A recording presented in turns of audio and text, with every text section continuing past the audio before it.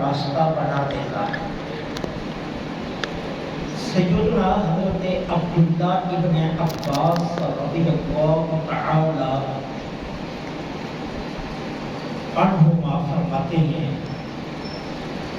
سرکار دو عالم صلی اللہ علیہ وسلم نے اس کا معنی یہ بیان فرمایا کہ اللہ تعالی عز و جل سے جو ڈرتا ہے، اللہ دنیا کے شبہات، قیامت کی شدتوں اور موت کی سختیوں سے اس کے لیے نکلنے کا راستہ بنا دیتا ہے۔ مطلب کیا کہ ایک تو دنیا میں کسی شبہ کا وہ شکار نہیں ہوگا، دوسرا اسے موت کی سختی نہیں ہوگی، آرام سے، محبت سے، پیار سے اللہ اس کی جان دے گا۔ اور تیسرا یہ ہے کہ قیامت کے دن میدان محشر کی جو سختیاں ہیں، جو ہولناکیاں ہیں، وہاں کی جو شدت ہوگی، اللہ تعالیٰ اس کو محفوظ رکھے گا۔ جو اللہ سے ڈرتا ہے، اللہ اس کے لیے نکلنے کا راستہ بنا دیتا ہے۔ کل بھی فرماتے ہیں، اس کا معنی یہ ہے کہ جو مصیبت میں صبر کرتا ہے، اللہ دوزخ کی آگ سے نجات کے لیے اس کو راستہ دے دیتا ہے۔ دنیا میں بھوک آئی، دنیا میں غربت آئی، دنیا میں نقصان ہوا، دنیا میں کاروباری مشکلات آ گئی، اس نے ہر ایک کام پر صبر کیا، اللہ تعالیٰ اس صبر کے بدلے میں کیا کرے گا؟ قیامت کے دن اسے دوزخ کی آگ سے نجات عطا کر دے گا۔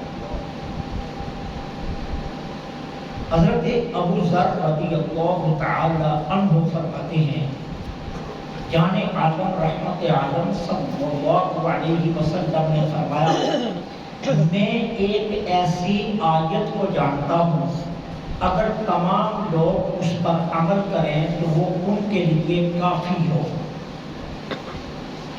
میں ایک ایسی آیت کو جانتا ہوں جو حضور فرما رہے ہیں، اگر لوگ اس پر عمل کریں تو وہ ان کے لیے ہر مسئلے میں کافی ہو۔ صحابہ کرام علیہم رضوان نے عرض کیا، حضور وہ کون سی آیت ہے؟ تو میرے آقا نے فرمایا، وہ یہ آیت ہے، من یتق اللہ یجعل لہ مخرجا، کہ جو اللہ سے ڈرتا ہے، اللہ اس کے لیے کوئی نہ کوئی راستہ بنا دیتے ہیں۔ اگر ایک انسان اس آیت کو سمجھ جائے تو اللہ ہر ایک مشکل سے نکلنے کے لیے اسے راستہ عطا فرما دے۔ حضرت عبداللہ بن عباس فرماتے ہیں، حضرت عوف بن مالک اشجعی رضی اللہ تعالی عنہ کے بیٹے حضرت صالح کو مشرکین نے گرفتار کر لیا۔ اب حضرت عوف بن مالک ہوئے تھے، ایک بیٹا سہارا تھا، اس کو بھی مشرکین نے گرفتار کر لیا۔ یہ حضور کی خدمت میں آئے حضرت عوف بن مالک، اور آ کر حضور کی خدمت میں اپنے فاقے کی، اپنی بھوک کی شکایت کی کہ حضور میں تو بھوک سے مر رہا ہوں، کیونکہ میرا بیٹا جس نے کمائی کرنی تھی اسے تو مشرکوں نے گرفتار کر دیا، اب میرا تو کوئی سہارا ہی نہیں رہا، تو میرے گھر تو فاقہ ہی فاقہ ہے، غربت ہی غربت ہے، میں تو بھوک سے مر رہا ہوں۔ آقا کریم علیہ السلام نے آگے سے فرمایا، آج شام سے آل محمد صلی اللہ علیہ وسلم کے پاس 1 کلو کام سے زیادہ کچھ نہیں ہے۔ مطلب کیا؟ حضور فرماتے ہیں کہ میرے اپنے گھر میں میری ازواج کے پاس 1 کلو جو ہے بس۔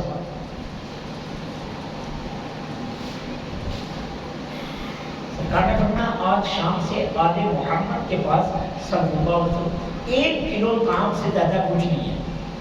اب حضور نے انہیں وصیت کیا کی؟ فرمایا، عوف، نمبر 1 اللہ سے ڈرو، نمبر 2 صبر کرو، نمبر 3 لا حول ولا قوت الا باللہ العلی العظیم، یہ کثرت سے پڑھو۔ تین باتیں حضور نے ارشاد فرمائی، اللہ سے ڈرو، صبر کرو، لا حول ولا قوت الا باللہ العلی العظیم کثرت سے پڑھو۔ اب ہوا کیا، انہوں نے اس پر عمل شروع کر دیا۔ وہ اپنے گھر میں بیٹھے ہوئے تھے، دروازے پر دستک ہوئی، دروازہ کھولا تو کیا دیکھتے ہیں، جس بیٹے کو مشرکین نے گرفتار کیا تھا وہی بیٹا آ گیا، اور اس کے ساتھ 100 اونٹ بھی ہے۔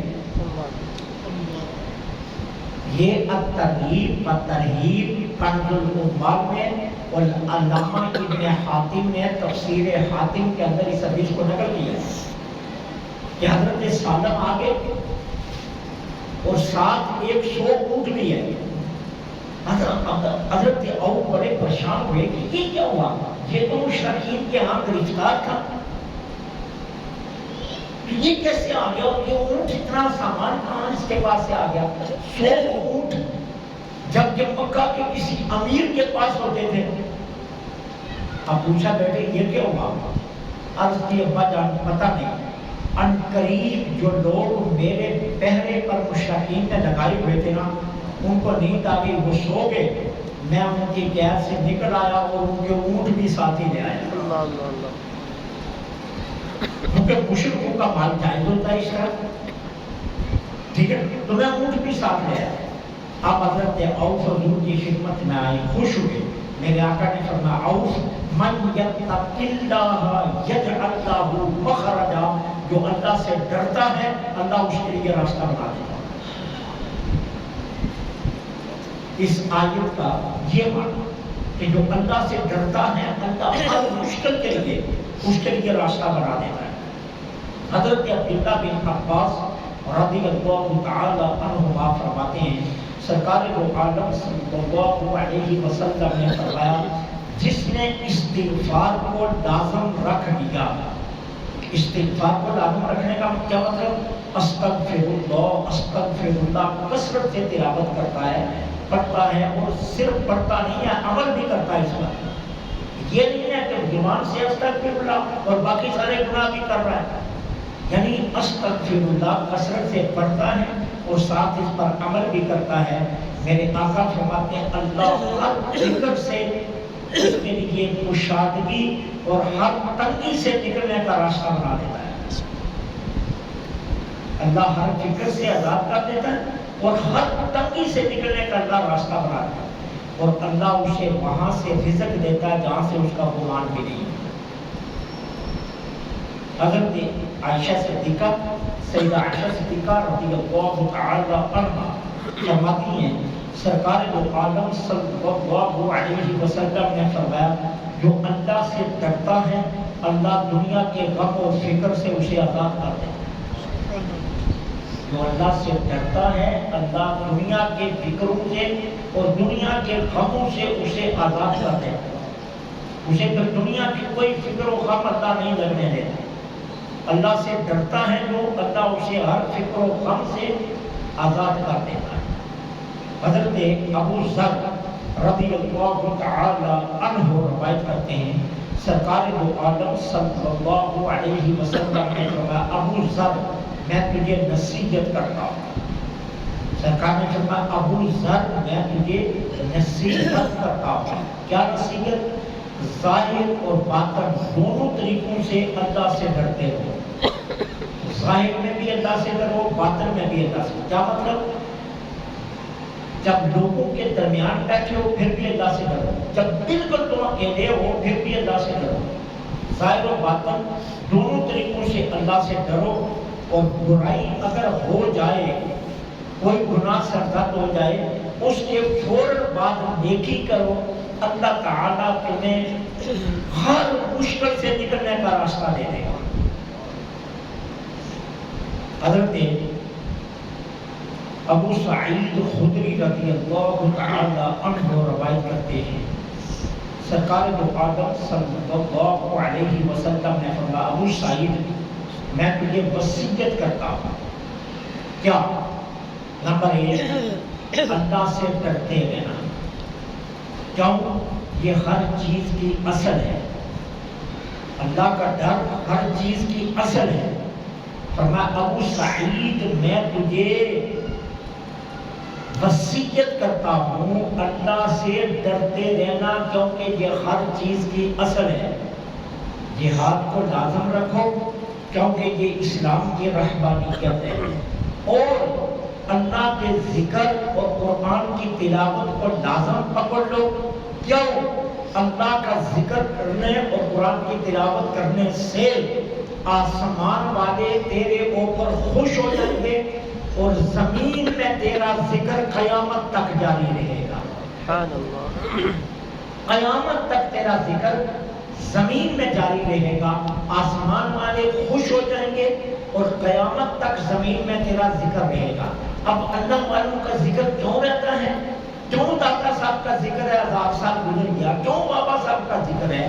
کیوں معین الدین چشتی ہیری کا ذکر ہے؟ کیوں سلطان العارفین کا ذکر ہے؟ کیوں محدث اعظم پاکستان کا ذکر ہے؟ اعلیٰ حضرت کا کیوں ذکر ہے؟ اس طرح سیدی غوث اعظم کا کیوں ذکر ہے؟ ان سارے اللہ والوں کا ذکر اس لیے ہے کہ انہوں نے اللہ کا ذکر کیا، اللہ نے بدلے میں انعام یہ دیا کہ قیامت تک ان کا ذکر قائم رہے گا۔ تو فرمایا تم اللہ کا ذکر لازم پکڑو اور قرآن کی تلاوت لازم پکڑو، اللہ قیامت تک تیرا ذکر دنیا میں قائم رکھے گا۔ اللہ سے ڈرتے رہنے کی نصیحت سرکار نے کی، اور ساتھ یہ سرکار نے وصیت فرمائی کہ ذکر خدا کرتے رہنا اور قرآن کی تلاوت کرتے رہنا، آسمان والے تجھ سے خوش ہو جائیں گے۔ آسمان والوں کے خوش ہونے کا مطلب کیا؟ اللہ تجھ سے راضی ہو جائے گا، اور زمین میں تیرا ذکر قیامت تک جاری رہے گا۔ من یتق اللہ یجعل لہ مخرجا، جو اللہ سے ڈرتا ہے اللہ اس کے لیے راستہ بنا دیتا ہے۔ اس کا مطلب یہ ہے، اللہ سے دعا ہے اللہ ہمیں قرآن سمجھنے کی توفیق عطا